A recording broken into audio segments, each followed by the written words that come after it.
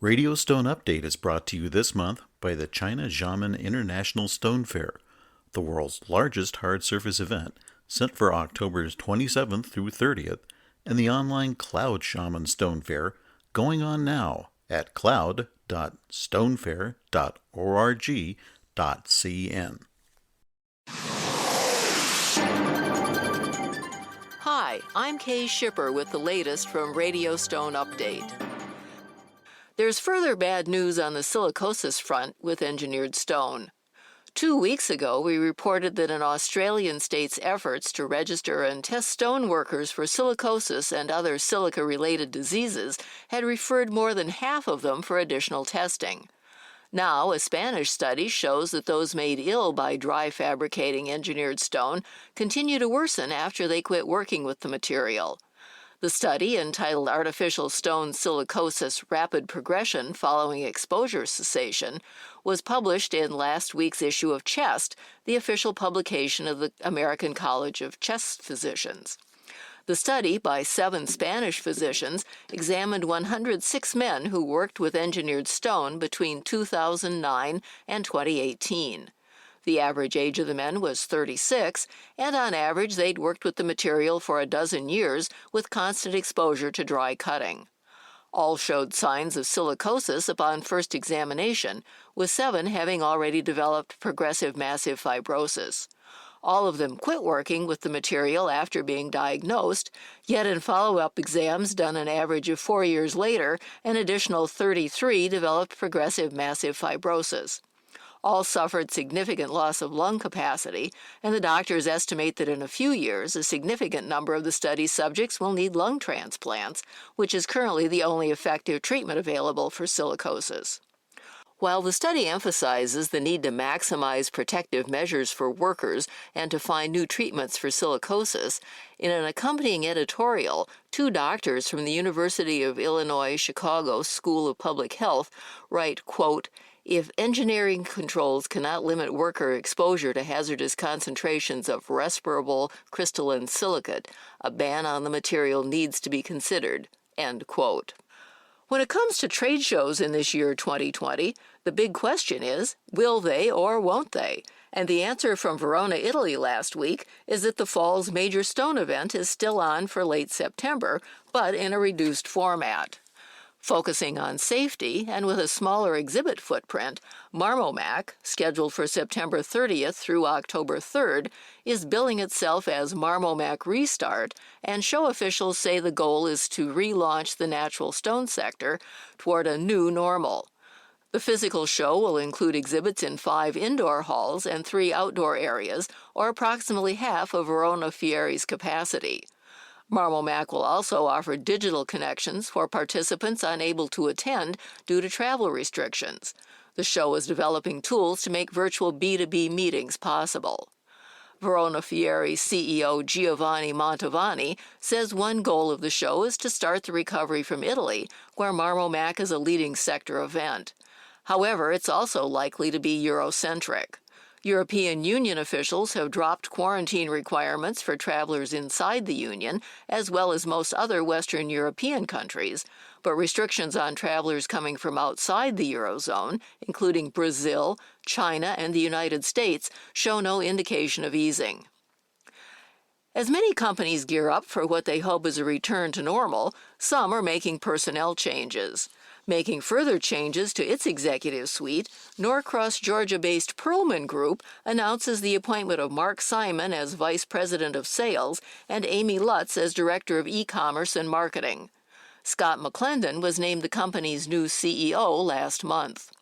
Simon will have responsibility for overall sales strategy and all Perlman Group sales resources.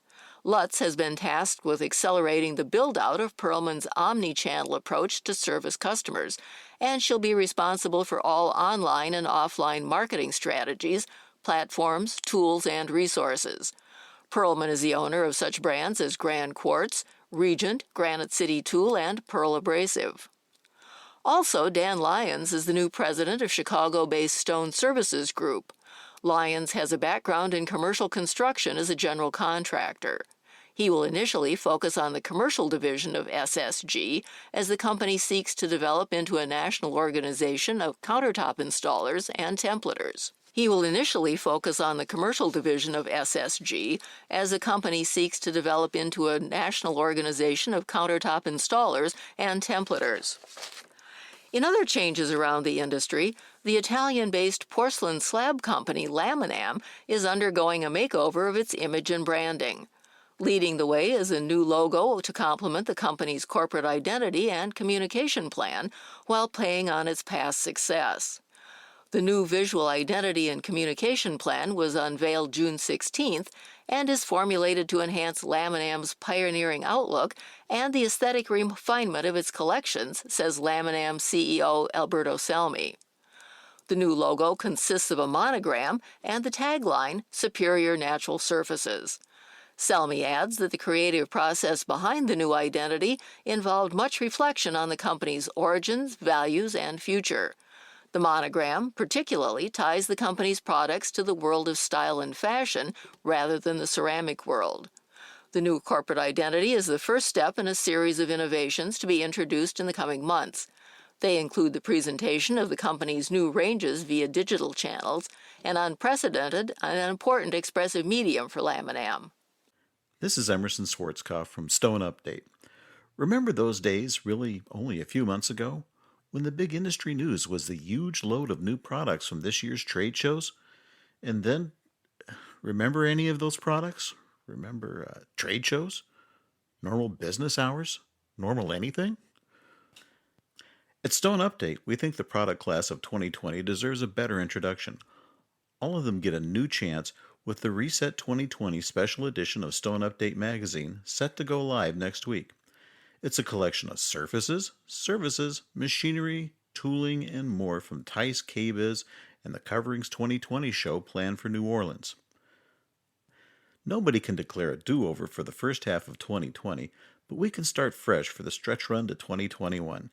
Keep checking your inbox next week with a link to Reset 2020 from Stone Update magazine.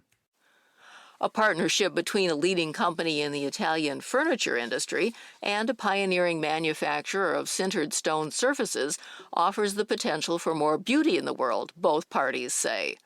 The partnership between Stone Cucina and Neolith is expected to showcase the two brands' mutual passion for expert craftsmanship, material excellence, and sustainable design. Stone Cucina was founded in 1964 and has developed a global reputation for the ever-evolving aesthetics in the culinary space.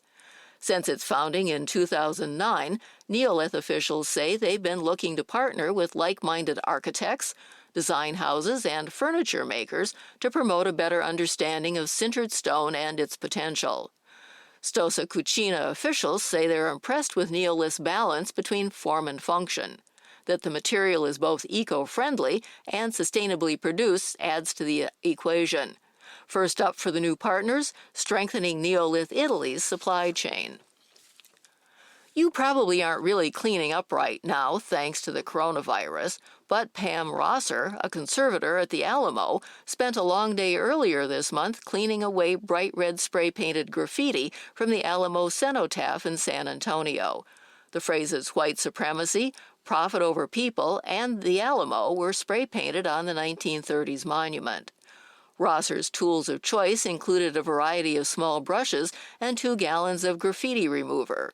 It took several hours and repeated brushings across the approximately 36 square feet of defaced area to return it to its pre-protest level of cleanliness.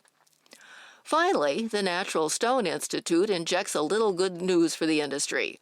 Last week, it announced that it had provided natural stone and fabrication services for another home, its 27th, with the Gary Sinise Foundation's Restoring Independence, Supporting Empowerment, or RISE program.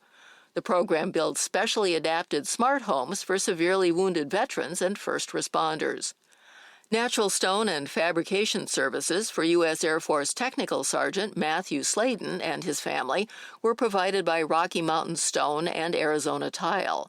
Sergeant Sladen was seriously injured in Baghdad in 2007 when he and his team were called to investigate possible improvised explosive devices, or IEDs, An IED exploded 2 feet in front of the sergeant, and he subsequently lost part of his left arm and sight in his left eye, among other injuries.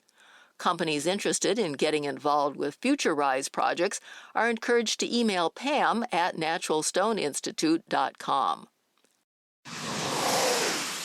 Keep up with all the industry news through our online newsletter, Slab and Sheet.